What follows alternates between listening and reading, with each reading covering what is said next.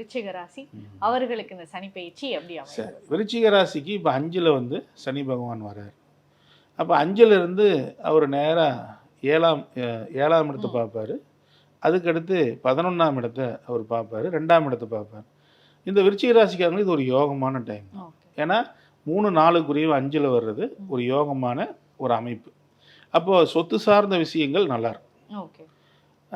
இப்போ வந்து ஒரு சீட்டு போடுறாங்க, அந்த மாதிரி விஷயங்கள் நல்லாயிருக்கும். ஆனால் ஷேர் மார்க்கெட் இன்வெஸ்ட்மெண்ட் வந்து பொதுவாகவே இந்த சனி பயிற்சி ஷேர் மார்க்கெட்டு ஸ்தானமான ரிஷபம் தான் காளை. அப்போ காளை எப்படி இருக்குது, கரடி எப்படி இருக்குன்னு தான் ஷேர் மார்க்கெட்டோட இது. சனி பகவான் வந்து இந்த ஷேர் மார்க்கெட் வீடான ரிஷபத்தை பார்க்கறதுனால, அது குரு வீட்டிலேருந்தே பார்க்கறதுனால பொதுவாகவே இந்த 2.5 வருஷம் ஸ்லோவாக தான் இந்த பங்குகள்லாம் மூமெண்ட் ஆகும். ரொம்ப ஸ்பீடாக ஆகாது, ஸ்லோ அண்ட் ஸ்டடியாக தான் ஆகிட்டுருக்கும்.